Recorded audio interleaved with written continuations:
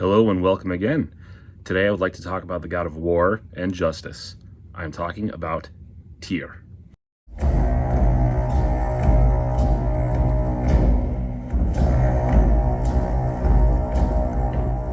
So, the god of war, the god of justice, sacrifice, Tyr, or also pronounced as Tur. By the way, in case you didn't know, days of the week, Tyr'sday, Tuesday, Wednesday, Odin's Day, Odin's name being a derivative of Wotan. Thursday, Thor's Day, Friday, Freya's Day, Saturday belonging to Saturn, a Roman god, Sunday belonging to the sun, and Monday belonging to the moon. Bam, you've just been learned. Anywho, Tyr was not only a god of war, justice, and sacrifice, he was dependent upon the other gods to settle disputes. He was handsome, strong, and just had a very good disposition overall. He was very level-headed, but he was also willing to do whatever was necessary for the greater good. And in this aspect, he is also the god of bravery and courage. And this is shown in several Norse sagas, one of them being, and I'm going to butcher this pronunciation, but I'm going to do my best, Himiskviva. I think I got that right. So that story is basically the most epic beer run ever.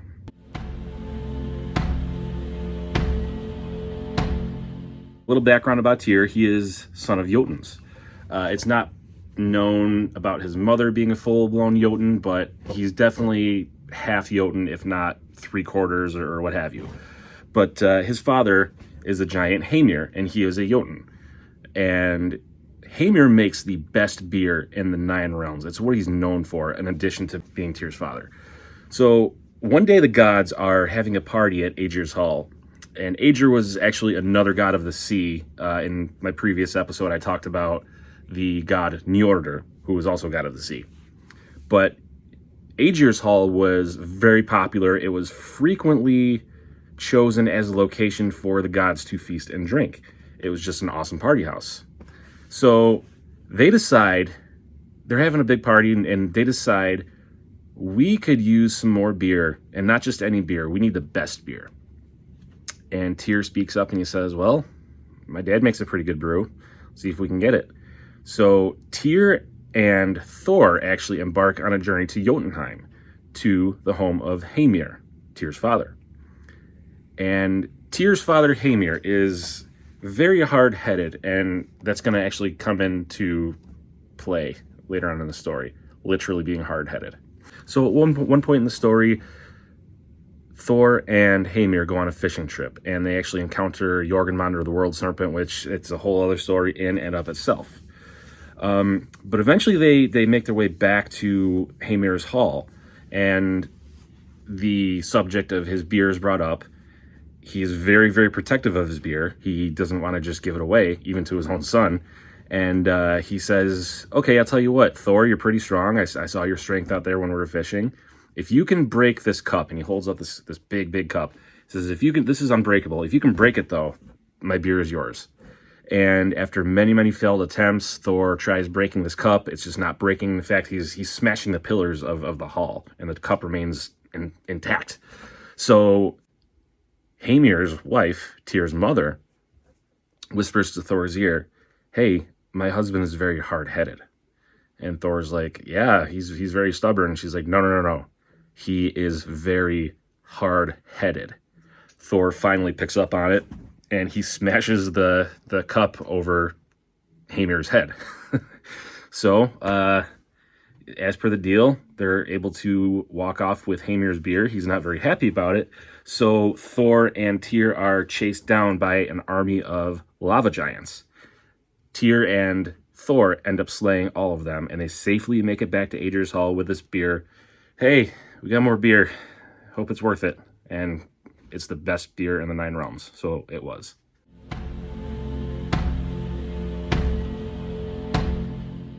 So in my episode about Hel, I talked about Loki's children, Hel being one of them. The other 2 are Jormungandr, the world serpent, and Fenrir, the wolf. Well, we can't really talk about Tyr without also talking about Fenrir. For some reason, when Fenrir was brought to Asgard, he just immediately took a liking to Tyr. Tyr's giving him belly rubs and giving him treats, and he's feeding them, and the two of them are just like inseparable. It's like when you have that one friend who encounters a dog, and the dog just comes to them like they're a dog whisperer. That was Tyr. So Tyr and Fenrir become great friends, companions, and Fenrir being brought in as a little tiny wolf cub, just innocent, playing around and running around as a little wolf cub would. But as the days went on, he just continued to grow and grow and grow bigger and bigger. And this makes the gods and the other inhabitants of Asgard very, very nervous. No matter how innocent the wolf might be, it's a wolf. It's a huge, enormous wolf with giant fangs and a bark as big as its bite.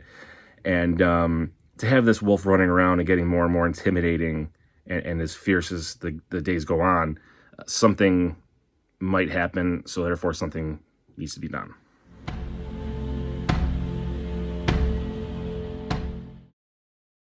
So while Tyr and Fenrir are palling around and Fenrir is just getting bigger and bigger, Odin thinks back to when he learned about his fate and when he learned about Ragnarok.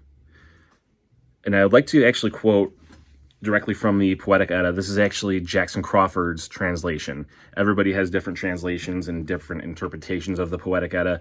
The Poetic Edda being the primary source for Norse paganism. It's almost like the Norse pagan Bible, although I wouldn't really call it that, but just for lack of a better word there. Anyway, without further ado, so straight from the Poetic Edda, Jackson Crawford. Yggdrasil stands, but it trembles. Fenrir howls terribly before the doors of hell. The wolf will break its bonds and run. I know much wisdom. I see deep in the future all the way to Ragnarok, a dark day for the gods. And then fast forwarding to another stanza. Then comes the second sorrow of Frigg when Odin goes to fight the wolf. Freyr goes to fight the giant Surtur.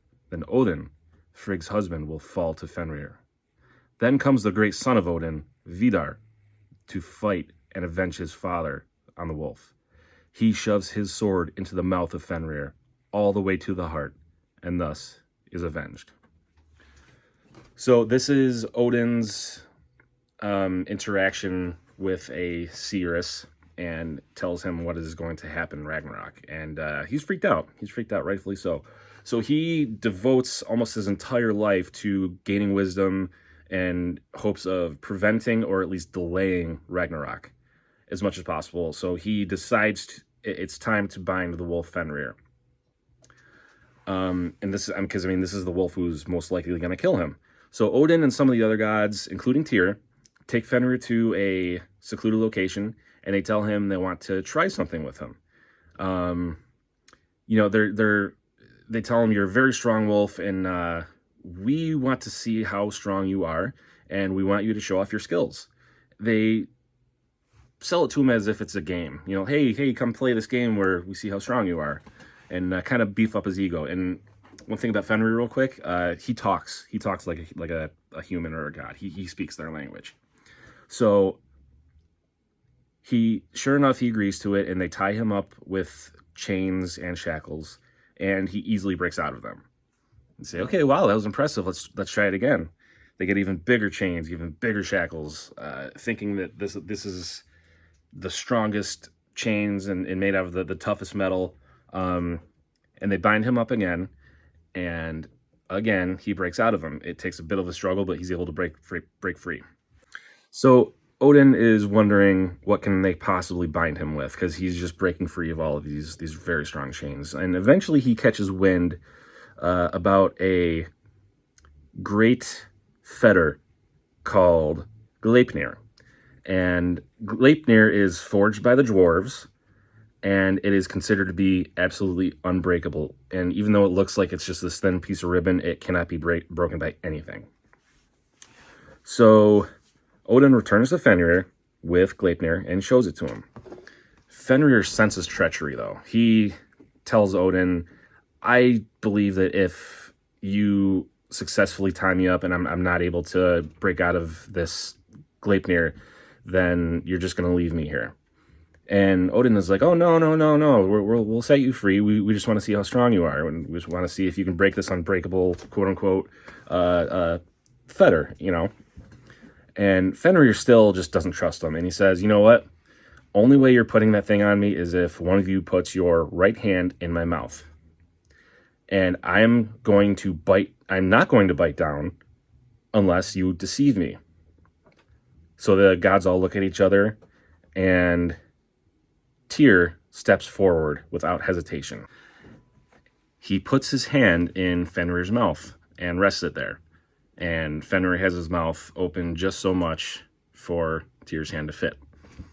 The gods bind Fenrir in Gleipnir, and Fenrir jerks, and he struggles, and he howls, and he barks, and he's just trying desperately to get out of this fetter Gleipnir. He can't. He looks at Odin.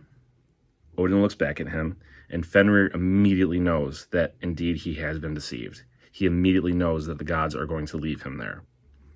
So Fenrir looks at Tyr. Tyr looks right back at Fenrir, and he silently nods. Fenrir frowns, and he clamps his jaw closed. Tyr quickly grasps his wrist and wraps it with cloth. He just lost his right hand to Fenrir. So you can imagine Fenrir's reaction to all of this. I would actually like to quote a passage from the book Norse Mythology by Neil Gaiman. By the way, I highly recommend this book. He takes the stories and he makes it into almost like a linear, like a novel. He does an amazing job. Anyways,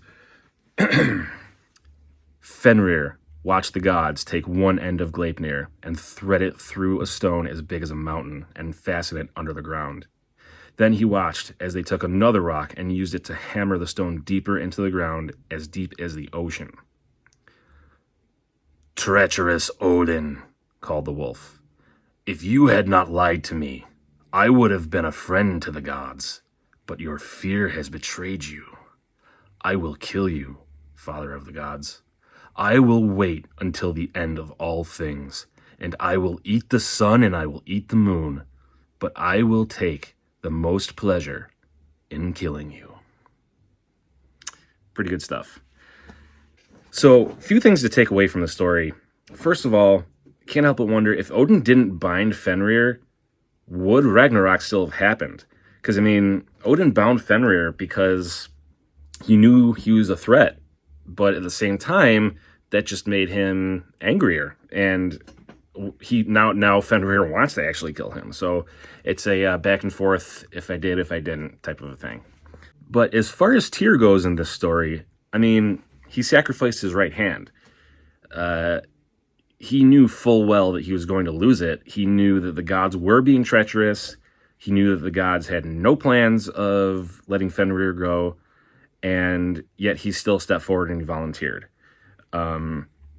That's sacrifice. He made a sacrifice for the greater good, in hopes that this might actually delay Ragnarok, as Odin was hoping. So he made the sacrifice, and after all, he's the god of war, and now he only has one hand. If that's not a sacrifice, I don't know what is. So I would like to pay my respects to Tyr. I would like to say a prayer to him, and I would also like to give him an offering. And today's offering for him is going to be one of my favorite beers. I just figured telling the story of his epic beer run with Thor is more than appropriate.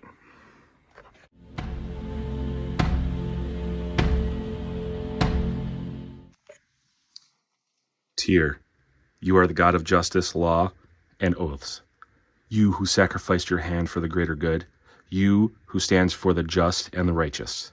I ask you to grant me justice for what is right, justice for what is good, justice that is needed, and victory as is deserved. I ask for oaths and agreements to be upheld, and if not, then may what is due come. With your blessing, may what is right and best come to pass. Hail, Tyr. Tyr, I offer you this beer Not for favor, but for friendship. Skull. So, Tyr is a god that I actually haven't reached out to a whole lot, but I intend to reach out to him a lot more.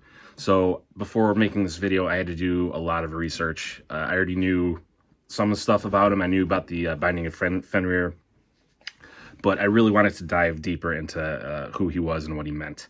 And I stumbled across a couple things, and one of which was there's evidence that Tyr was actually considered more of a chief god, possibly more than Odin at one time. As you may or may not know, Norse paganism is a historical derivative of Germanic paganism. I believe it would actually make sense for Germanic pagans to hail Tyr as their chief god, because after all, he was the god of war, he was the god of justice and righteousness. And my fellow history nerds would agree that the Germanic tribes who were constantly fighting off the Roman legions, they would have wanted to put as much of their faith as possible into the god of war and justice. And I think a lot of that carried into Norse paganism as well, especially with the different countries of Scandinavia. Some of them practice differently than others. I think it's very, very possible that Tyr was chief amongst the gods. Thank you all very much for watching. And remember, ek gang that I thaim skom ek valda. See you next time.